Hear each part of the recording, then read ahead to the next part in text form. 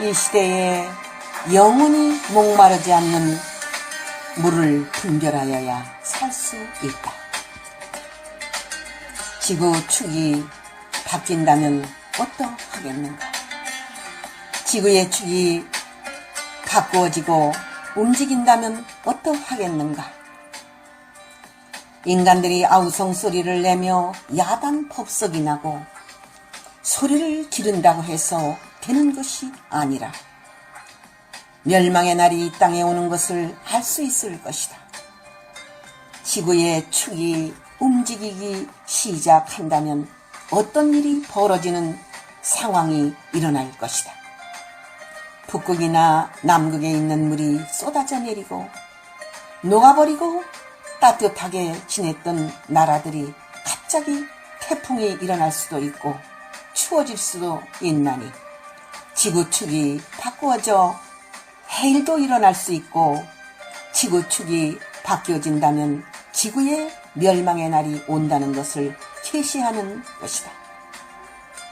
이날까지 하나님께서 지구의 축을 바뀌지를 아니하셨는데 마지막 날에 지구의 축을 바꾸시고 움직이신다면 이 지구 안에 있는 모든 인간들이 아우성이 날 것이다. 이제 세상 끝이며 어떻게 살아갈까 하고 아우성이 날 것이다. 변함없이 지구가 태양을 중심에서 돌아갈 것 같이 생각되지만 만일에 지구의 축이 바뀐다면 어떠하겠는가 하는 것을 생각해 볼 자들이 얼마나 있는가. 그런 생각을 갖고 마지막 시대를 대비해서 주님의 말씀대로 사는 자들이 되기를 하나님은 원하시고 계신 것이다. 앞으로 큰 변화는 오는데, 앞으로 지구에 큰 변화는 오는데 지금의 인간들은 그것을 생각하지 아니하고 현실만 보고 현실의 즐거움과 행복 때문에 눈이 가리워져서 그런 것을 전혀 생각하는 자가 없느니라. 앞으로 큰 변화가 오느니라. 무서운 태풍과 함께 해일이 일어나서 수많은 생명들이 한꺼번에 죽을 수도 있느니라. 바다가 덮쳐 육지가 바다가 되는 일이 있을 수 있느니라.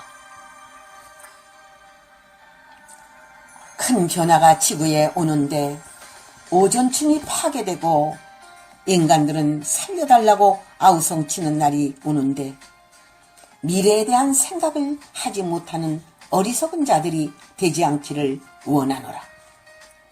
성공하는 사람들과 넘어지는 사람들, 예언을 중심으로 해서 바로 산 자들은 영적으로 성공할 것이니라.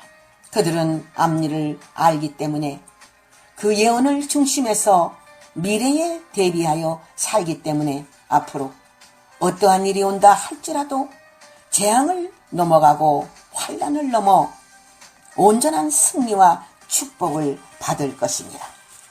준비하지 아니한 자들은 한순간에 어떤 일을 당할 때에 넘어지는 일이 있나니 하루아침에 거지가 될 수도 있고 하루아침에 불구자가 될 수도 있고 하루아침에 땅속으로 들어갈 수도 있는 것이니라. 주님 안에 사는 자가 성공할 것이요 하나님 안에 사는 자가 마지막 때는 최고의 성공자가 될 것이다. 지구는 온전할까? 지구는 앞으로 성경대로 될 것입니다. 황폐화되고 지구는 무섭게 변하고 찌그러진 지구가 될 수가 있느니라. 지금은 모든 산들이 푸른 산이지만 어떤 환란의 바람이 불고 지나갈 때에 지구가 황폐화되어서 인간들이 살 수 없다고 아우성치는 날이 올 수 있느니라. 지구에 큰 변화가 올 때에 앞을 내다보고 미리미리 준비하는 자가 될 때에 큰 축복을 받을 것이다. 앞으로 하나님의 심판이 지나가고 난 다음에 아름다운 그리스도의 나라가 이 땅에 올 것이다. 미리 준비하는 자는 성공한 사람이라 불리움을 받으리라. 넓은 의미에서 세계는 물질로 된 물이다. 세계는 넓은 의미에서 모든 것이 물로 되어 있다는 사실을 알아야 된다. 세계의 모든 물질과 인간을 유물사관과 유물론으로 주장하는 자들이 있다. 세계는 물질로 된 물이라는 의미에서 썩은 물이 존재하는가 하면 영생할 수 있는 물도 존재하고 있는 것이다. 물질로 된 물이 오염되기 시작하면 세계는 감당할 수 없는 혼란에 빠지고 고통이 따르게 된다. 물이 없어서 얼마나 많은 자들이 근심으로 인하여 고통을 당하고 있을까? 하나님의 말씀의 물이 고갈되고 하나님의 말씀의 물이 한쪽에서는 썩어가고 있나니 그것은 인간들이 그렇게 만들고 있는 것이다. 영생할 수 있는 물이 무엇인가? 그 물을 통해서 인간이 영생할 수 있고 영원히 살 수 있는 영생의 물로 승리할 수 있는 것이다. 영적인 의미에서 인간이 썩은 물을 마시는가 하면 영생의 물을 마시고 있는 자들이 있는 것이다. 육신의 물을 정화시켜서 마시지만은 영적인 하나님의 말씀은 순수하기 때문에 그대로 맑은 물을 먹지 못하는 자들이 있다면 한심하고 답답하고 어리석은 인생들이 되는 것이다. 세계는 물질로 된 물이다. 인간도 70% 이상이 물인 것처럼 물이 썩었을 때 인간은 죽는 것이며 세계는 죽는 것이다. 지금 세계는 물이 썩어가고 있다. 물이 오염되어 가고 있다. 인간의 물 자체도 지금 그 피가 썩어가고 있다는 사실을 알아야 한다. 소송할 수 없는 피가 되어야 하고 소송할 수 있는 물이 되어야 한다. 하나님이 주시는 영생할 수 있는 물, 그 물은 바로 진리라는 사실을 알아야 하는 것이다. 영생인 의미에서, 영적인 의미에서 영적인 물은 진리인 것이다. 하나님이 주시는 진리의 말씀을 먹고 소송하기를 원하노라. 환경이 황폐화되면서 인간 물들이 썩어가고 있다.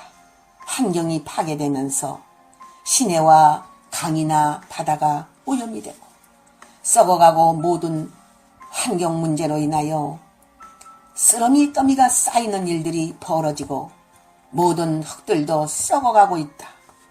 더욱 중요한 것은 인간 물들이 썩어가고 있다는 것이다. 인간의 죄악으로 말미암아 인간의 정신이 썩어가고 인간들이 죄악으로 말미암아 온전히 썩어져가는 세상이 되어가고 있는 것이다. 물로 된 모든 물질에 균들이 들어가고 있다. 세계는 다 물로 되어 있는데 물속에 균이 들어가고 있다. 인간의 피 속에 균이 들어가고 있다. 물로 된 모든 인간들에게 수많은 병균들이 침투하고 있다. 영적인 균이나 육적인 균이나 모든 물질로 된 세계가 균이 침투하고 있는 것이다. 그것을 의학자들은 어떤 균인가 계속 연구하고 그 균을 잡아내고 있다. 그러나 그 균을 가려낸다고 해서 어느 한계는 될 수 있겠지만 무수한 균들이 나올 때에 어떻게 그것을 대처할 수 있을까? 물로 된 모든 물질 속에 균이 들어가고 있다는 것은 심각한 문제인 것이다. 더욱이 인간이 먹고 사는 모든 것이 물질로 되어 있는데 그 물질로 되어진 식물이나 동물이나 어떤 것의 균들이 계속 침투하고 있는 것이다. 근본적인 대책, 근본적인 계산이 없이는 그 균들을 뽑아낼 수 없는 것이다. 그 균이 어디서부터 발생된 것인가? 하나님의 말씀을 지키지 아니한 저주의 대가인가? 그렇지 않으면 성경의 예언대로 마지막 때 일어나는 사탄의 역사인가, 병마의 역사인가, 수많은 물질 속에 균들이 우글거리고 있는데 균을 소멸할 수 있는 어떠한 능력이나 역사가 일어나지 않는다면 세상을 살아나가는데 여러 가지 신경 속에서 신경을 쓰는 가운데 살아갈 수밖에 없는 것이다. 이 시대의 영원히 목마르지 않는 물을 분별하여야 살 수 있다. 영원히 목마르지 아니한 물이 무엇인가?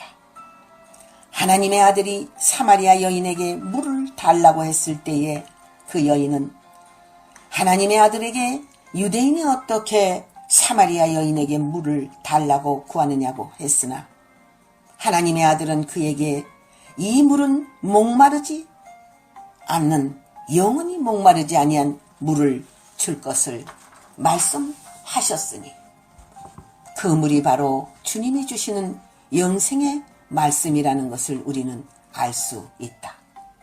그 영생의 말씀은 무엇인가?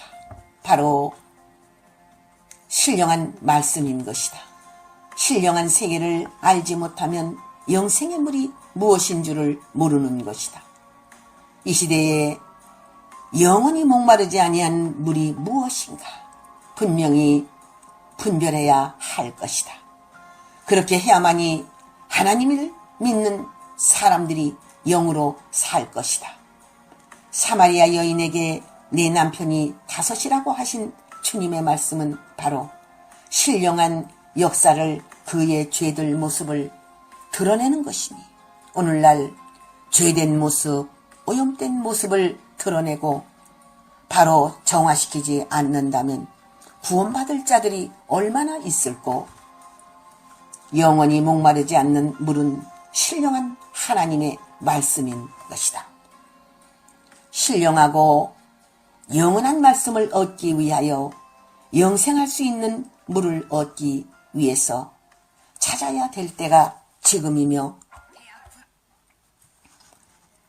신령한 말씀으로 성도들이 변화되고 주의 종들이 변화될 것이다.